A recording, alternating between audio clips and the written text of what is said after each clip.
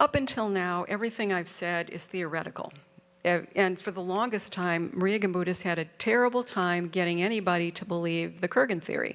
Because initially it was like, where's all the slaughter? Where are all the bodies? If these people came in there, we should see more massacres. And she said, no, it was small roving bands of males on horseback. And they said, ho, ho, ho, Maria, your grandmother, go sit in the corner. Nobody wants to listen to you. But now what we have is DNA evidence that proved her right. I don't know how conversant you are with how sophisticated DNA analysis has become in the last 20 years, but we can tell a great deal from an X and a Y chromosome. As you all know, females get 2 X chromosomes, one from your mother, one from your father, and a male gets an X and a Y, the X from his mother, the Y from his father. So Y chromosomes are particularly useful for understanding migration patterns among males. And this is where horses and humans collide. What does horse DNA have to do with human DNA? You'll see the parallel. And by the way, Ken was right. Centaurs. Horses are just men extenders. You see? He was right. Okay, so let's start with the horse DNA. Equine male horse DNA, stallion DNA, is really unique among all livestock because there is no variability in it. Most domesticated livestock they've been bred, they've been domesticated, strains have been perfected all around the planet.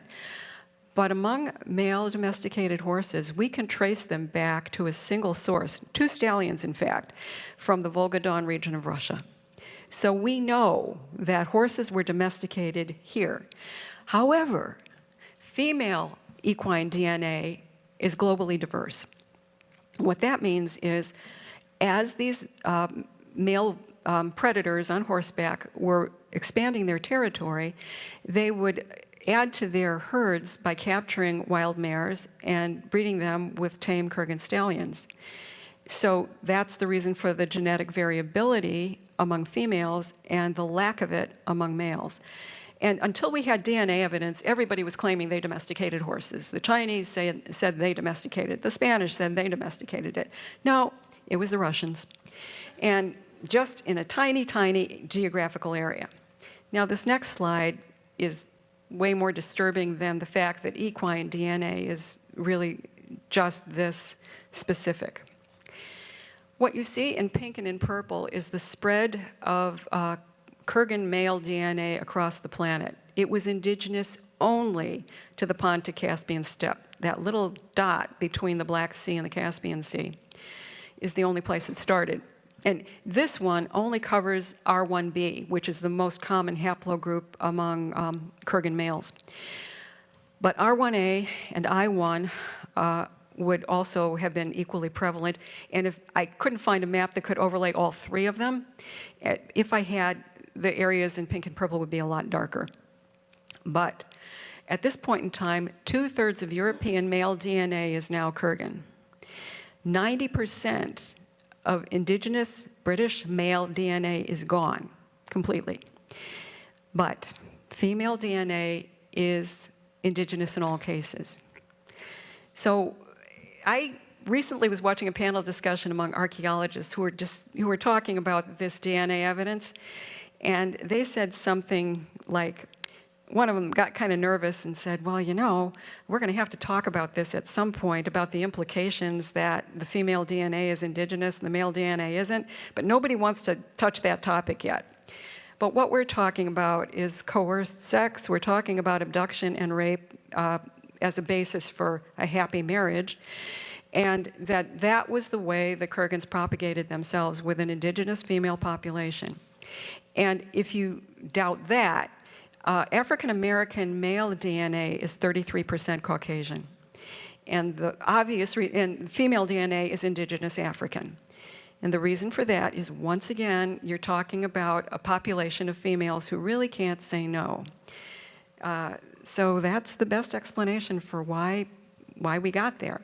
And it had profound changes for human beings culturally. Remember, we started out as a matricentric species. Egalitarian, there was no gender imbalance. People pretty much could occupy whatever roles they wanted. If a woman wanted to be a hunter, she became a hunter. A man wanted to be a forager, he did that. But Kurgans had a highly stratified society. It was a vertical power structure, the aristocracy on the top, the peasants on the bottom, and rigid class delineation. So you really couldn't rise from one class to the next. Even up until quite recently in Europe, you were told to keep to your station in life, your station. You just didn't go anywhere else. America is an anomaly in the sense that we say people can move as far as they want to. Chronic warfare, a militarized culture requires that that amount of conquest would continue. And once they ran out of land, and I think part of the reason that the DNA signature is so heavy in Britain, that represented a blind alley. Because Kurgans were averse to water, either for personal hygiene or for sailing. They just couldn't go any further than Britain, and so what they had to do was turn back and start fighting each other, turf battles to carve up more and more and more of the landscape for themselves. But again, their ideology required constant conquest. You either had to find a new territory or you had to steal somebody else's territory nearby to increase your wealth, systemic greed. You could only raise your station, you could only have more influence, rise in the hierarchy if you were rich, and you could only get rich by thieving something from somebody else. And in the cases where you found new territory to conquer, you were going to exploit that population through slavery.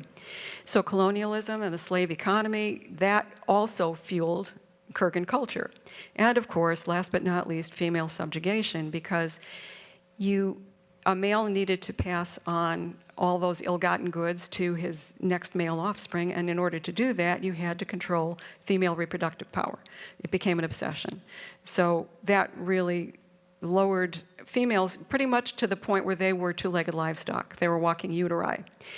And most of the laws were geared toward keeping them that way, limiting education, limiting any kind of economic opportunities. They were supposed to stay home and be domestic breed animals. But there was a whole lot that was here before that happened. Now that I've depressed you all thoroughly about this, we're going to get to the better part. We're going to get to the uplifting part of this talk. And I'll talk fast because I know I've only got 15 minutes left, and I can talk fast.